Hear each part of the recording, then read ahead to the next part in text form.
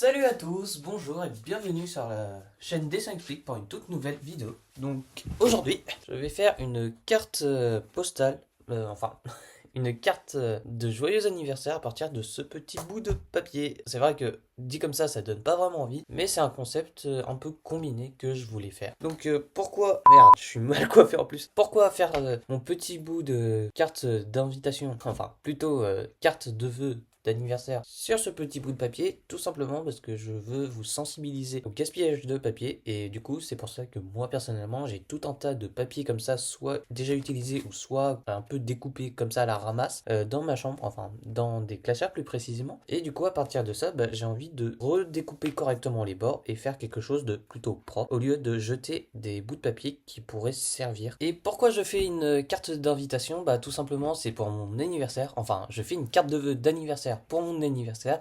Alors dit comme ça c'est un peu bizarre, mais en fait c'est que pour mon anniversaire mon père va me faire un énorme cadeau et je voulais le remercier à mon tour, pour lui dire merci tout simplement. Donc en fait ce sera plus une carte de remerciement qu'une carte d'anniversaire, mais le cadeau en lui-même ce n'est pas une carte d'anniversaire, mais ce sera plutôt ceci. Donc je l'ai acheté, comme mon père adore les lumières et qu'il en a installé plein dans la maison, j'ai trouvé que en fait c'était une bonne idée de lui acheter ce petit cadeau néon. Donc comme vous pouvez voir c'est Love en néon sur du verre. Je sais pas si c'est du verre ou du plastique, mais bon, ça ressemble à du verre. Et donc, voilà, je trouvais que c'était un peu fade, donc je vais le cadeau, je vais l'emballer avec ce papier cadeau que vous voyez ici, que j'ai acheté pas très cher, hein, franchement. Le papier cadeau, franchement, c'est pas si cher que ça par rapport à ce que c'est, par rapport à d'autres papiers, c'est ça que je veux dire. Et donc, la carte de remerciement, je trouvais que c'était un peu fait de juste donner le cadeau en disant merci papa. Donc, je trouvais que c'était plus attentionné de faire cette carte. Et donc, c'est également pour ça que je fais cette vidéo. Tout simplement parce que j'ai envie de vous partager ce moment. Je l'ai dit en début de vidéo, vous sensibiliser au gaspillage de papier. Nous allons commencer tout de suite. Mais avant de continuer cette fameuse vidéo, je vous invite à vous abonner, à liker la vidéo et à laisser un commentaire. Ça soutient énormément la chaîne. Et il n'y a rien d'autre en fait, hein. Voilà.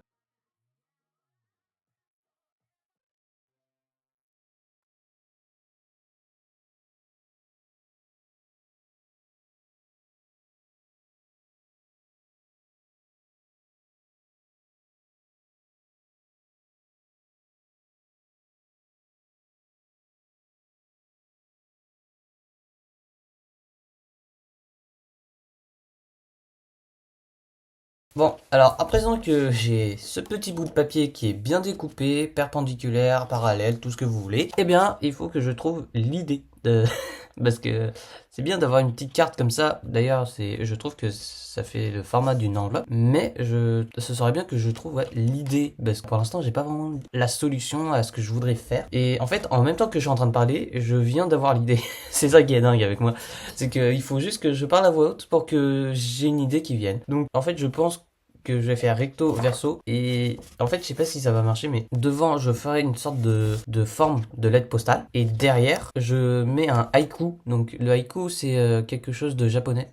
Quelque chose, waouh, la meilleure définition du monde. Non, en fait le haïku c'est une poésie en japonais de 3-5 vers, non de 3 vers, ça c'est sûr. Je confonds les syllabes et les vers, waouh, je suis un génie. Je crois que c'est genre premier vers ça fait 5 syllabes, deuxième vers ça fait 12 syllabes, et les 5 dernières c'est encore 5 syllabes. Mais il faut que je revérifie et je vous redirai ça en voix. Donc je pense que je vais partir sur cette idée là, ou sinon je fais un encadré comme ça avec un joli paysage. Après, étant donné que mon père n'est pas vraiment non plus trop paysage, je ne sais pas trop quoi lui faire. Je lui ai déjà fait plein d'avions et tout en dessin, parce que voilà, il aime les avions. À voir. Donc je vais réfléchir pendant un petit moment et je vous dis à tout de suite quand j'aurai retrouvé l'idée. Avant même de sortir les couleurs, j'ai commencé par une esquisse au crayon léger. Je voulais un chemin en pavé qui guide le regard vers l'horizon où le soleil se couche doucement sur l'eau. De part et d'autre, les arbres viennent encadrer la scène comme une arche naturelle qui donne de la profondeur à l'ensemble. Je me munis également d'une gomme qui ne me sera pas forcément nécessaire, mais c'est toujours bien d'en avoir une. Par contre, il faut faire très attention à ne jamais en abuser.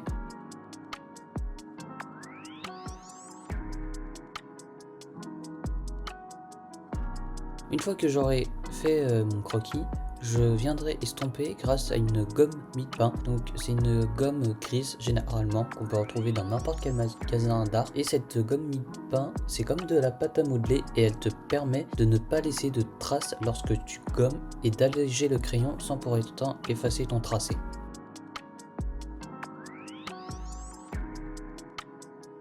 Et donc voilà le croquis.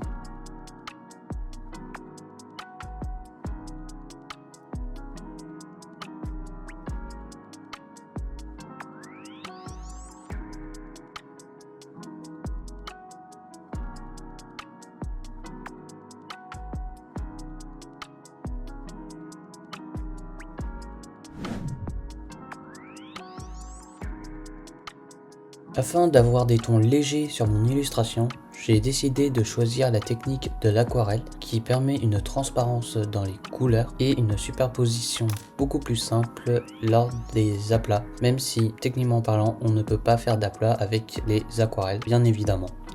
C'est pour cela que je pars donc dans un premier temps avec un vert fluo, puis je viendrai rajouter une couleur beaucoup plus foncée pour venir créer les masses et les ombres de celle-ci. Je fais également la route avec le même vert en rajoutant légèrement du bleu pour créer un brun assez doux sur lequel je viendrai rajouter du bleu grisé pour faire la surface des pavés de mon illustration.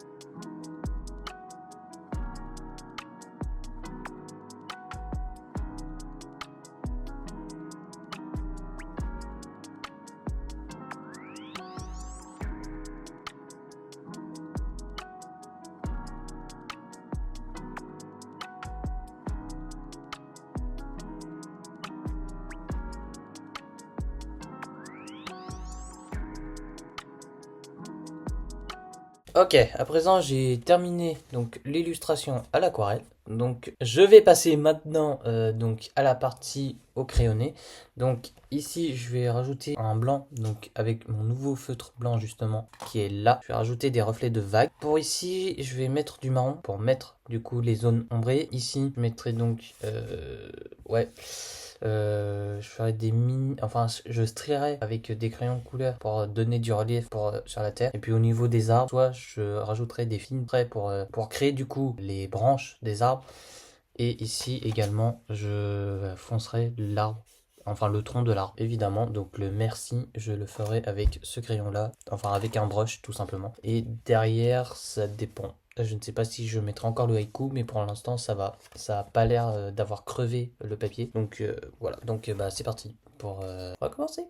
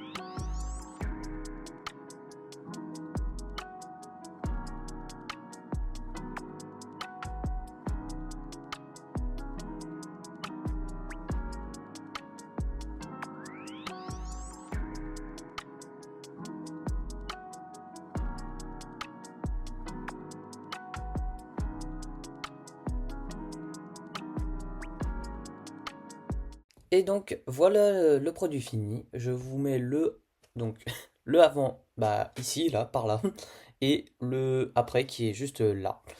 Euh, Bah merci déjà d'avoir regardé cette vidéo et surtout bah n'hésitez pas à donc vous abonner, à liker la vidéo, à laisser un petit commentaire, ça fait toujours plaisir et ça soutient énormément la chaîne. Et puis surtout on est bientôt à 1000 abonnés donc je compte sur vous. Et puis surtout, nouveauté, c'est la première fois que je me montre sur une vidéo. Donc j'espère que je vous déçois pas trop. Bon après, bah, j'ai grandi avec, donc même si vous me haïssez, enfin que vous n'aimez pas ma tête, tant pis pour vous, vous avez qu'à partir, hein, franchement. Et puis non, bah, en fait ça a été un vrai plaisir du coup de faire cette vidéo personnellement. Donc j'espère que bah, le fait de vous partager cette passion qui est déjà le dessin et puis bah, ce petit côté convivial, j'espère que ça vous aura plu. Donc bah, je vous dis à très bientôt et c'est ciao.